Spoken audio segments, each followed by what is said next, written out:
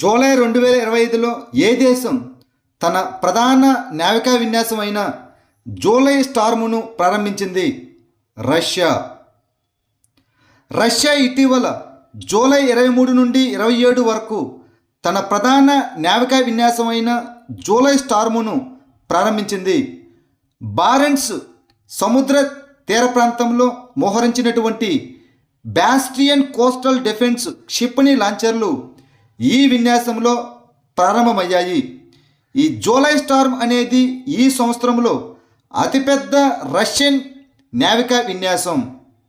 ఉగ్రవాదులు LOC line of control దాటి భారత భూభాగంలోకి చొరబడకుండా ఆపడానికి జూలై 2025లో ప్రారంభించిన భారత సైన్యం యొక్క చొరబాటు నిరోధక మిషన్ పేరు ఏమిటి?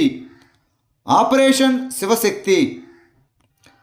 ఇటీవల ఆపరేషన్ శివశక్తి కింద జమ్మూ అండ్ కాశ్మీర్లోని పూంచ్ జిల్లాల్లో నియంత్రణ రేఖ దాటి చొరబడటానికి ప్రయత్నించిన ఇద్దరు ఉగ్రవాదులను భారత సైన్యం మట్టుబెట్టింది. ఆపరేషన్ మహాదేవ్ తర్వాత కొద్ది రోజులకే ఈ ఆపరేషన్ జరిగింది.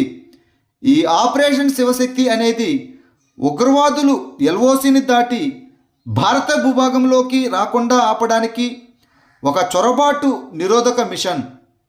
భారతదేశంలో ప్రారంభించబడిన జ్ఞాన్ భారతం మిషన్ యొక్క లక్ష్యం ఏమిటి? పురాతన మనుస్క్రిప్ట్ డిజిటలైజేషన్. జ్ఞాన భారతం మిషన్ లక్ష్యం పురాతన వ్రాతప్రతుల డిజిటలైజేషన్. ఈ మిషన్ 1 కోటి కంటే ఎక్కువ పురాతన రాతప్రతుల డిజిటల్ రిపాజిటరీని సృష్టించడం లక్ష్యంగా పెట్టుకుంది.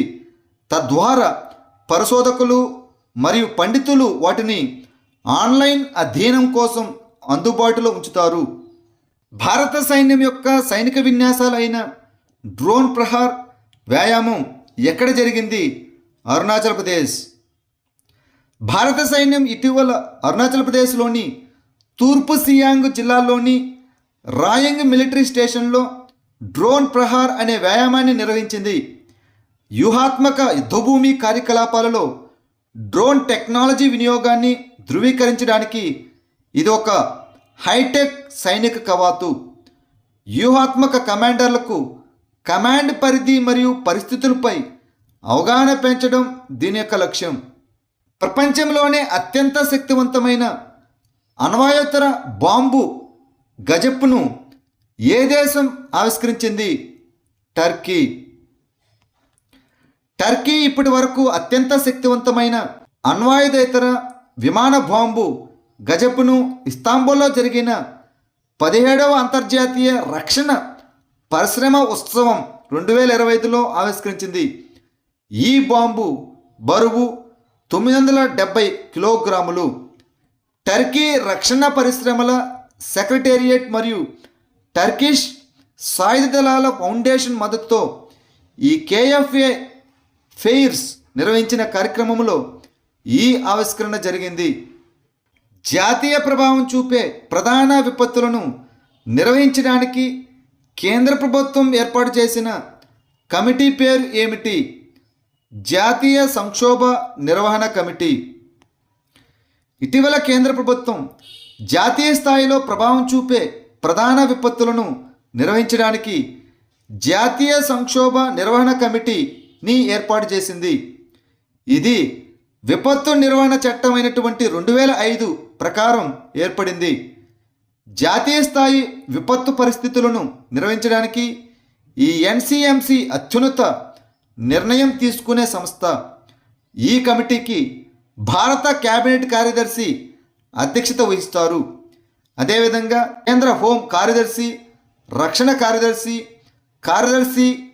కేబినెట్ సెక్రటేరియట్ మరియు జాతీయ విపత్తు నిర్వహణ అథారిటీ సభ్యులు దీనిలో సభ్యులుగా ఉంటారు.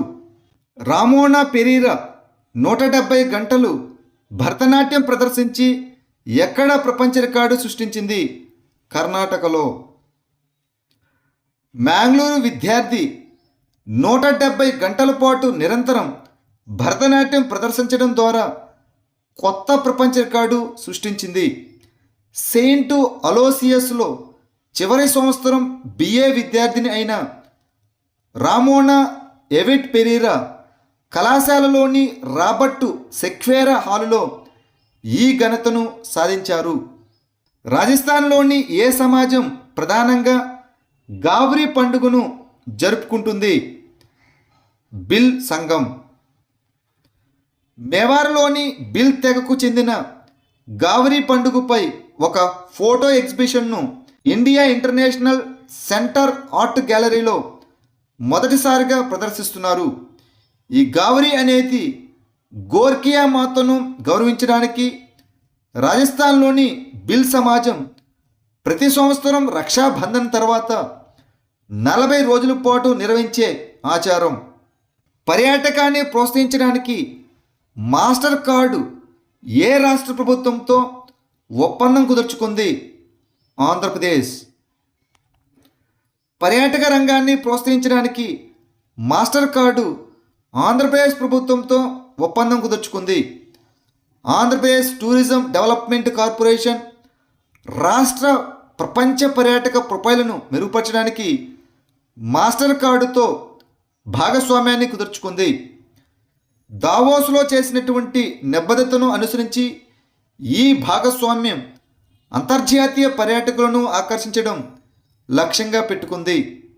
2025లో ప్రపంచంలోనే అత్యంత అందమైన విమానాశ్రయంగా ఏ విమానాశ్రయాన్ని ప్రకటించారు? ఎంతై పెంగ్లాం విమానాశ్రయం, చైనా.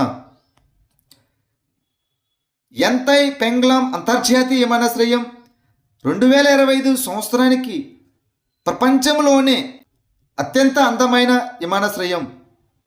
2025 బెల్జియం గ్రాండ్ ప్రిక్స్ను ఎవరు గెలుచుకున్నారు? Oscar Piastri, Australian పియాస్త్రీ Belgian grand ప్రిక్స్ను గెలుచుకున్నాడు. ఆస్కార్ పియాస్త్రీ 2025 ఫార్ములా 1 సీజన్లో తన 6వ విజయాన్ని సాధించాడు. Oscar Piastri Australian motor sports racing driver. ఇటీవల వార్తల్లో కనిపించిన లెజియోనైర్స్ వ్యాధి ఏ ఏజెంట్ వల్ల వస్తుంది? బ్యాక్టీరియా. లెజియోనైర్స్ వ్యాధి అనేది లెజియోనెల్లా బ్యాక్టీరియా వల్ల కలిగే తీవ్రమైన న్యూమోనియా రకం. ఈ బ్యాక్టీరియా సరస్సులు, నదులు మరియు నేల వంటి సహజ నీటి వనరుల్లో కనిపిస్తుంది మరియు కలుషితమైన నీటి బిందువులను పీల్చడం ద్వారా ఇది వ్యాపిస్తుంది. ఇది అంటువ్యాధి కాదు మరియు వ్యక్తి నుండి వ్యక్తికి వ్యాపించదు. రక్షణ సిబ్బంది మరియు వారి కుటుంబాలకు చట్టపరమైన సహాయాన్ని బలోపేతం చేయడానికి వీర్ పరివార్ సహాయత యోజనను ప్రారంభించిన సంస్థ ఏది? National Legal Services Authority, NALSA. శ్రీనగర్లో జరిగిన నార్త్ జోన్ ప్రాంతీయ సమావేశంలో నేషనల్ లీగల్ సర్వీసెస్ అథారిటీ ఇటీవల వీర్ పరివార్ సహాయత యోజనను ప్రారంభించింది. ఈ పథకం రక్షణ సిబ్బంది మరియు వారి కుటుంబాలకు న్యాయ సహాయ సేవలను బలోపేతం చేయడం లక్ష్యంగా పెట్టుకుంది. FISU వరల్డ్ యూనివర్సిటీ గేమ్స్ 2025లో పథకాల జాబితాలో అగ్రస్థానం నిలిచిన దేశం ఏది? జపాన్. జపాన్ మొత్తం 34 స్వర్ణాలతో అగ్రస్థానంలో నిలిచింది. పీపుల్స్ రిపబ్లిక్ ఆఫ్ చైనా 30 స్వర్ణాలతో 2వ స్థానంలో నిలిచింది. అదేవిధంగా USA 28 స్వర్ణాలతో 3వ స్థానం నిలిచింది. స్పార్స్ అనగా సిస్టమ్ ఫర్ పెన్షన్ అడ్మినిస్ట్రేషన్ రక్ష అనేది ఏ మంత్రిత్వ శాఖ యొక్క ఇనిషియేటివ్? రక్షణ మంత్రిత్వ శాఖ. స్పార్స్ అనేది భారత ప్రభుత్వంలోని రక్షణ మంత్రిత్వ శాఖ ప్రారంభించిన వెబ్ ఆధారిత పెన్షన్ వ్యవస్థ. ఇది ఆర్మీ, నేవీ, వైమానిక దళం మరియు రక్షణ పౌరులకు పెన్షన్ మంజూరు మరియు చెల్లింపును నిర్వహించడం లక్ష్యంగా పెట్టుకుంది. ఈ శ్రామ్ పోర్టల్ను ఏ మంత్రిత్వ శాఖ ప్రారంభించింది?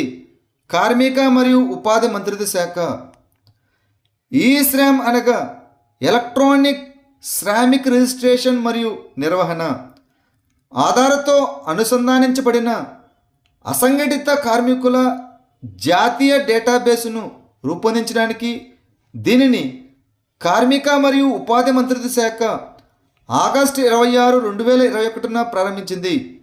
ఇది వలస కార్మికులు, నిర్మాణ కార్మికులు, గిగ్ మరియు ప్లాట్ఫామ్ కార్మికులు, అదేవిధంగా మరిన్నిటిని కవర్ చేస్తుంది. ఈ పోర్టల్ భాషిణి ప్రాజెక్టు ద్వారా 22 భాషలకు మద్దతిస్తుంది.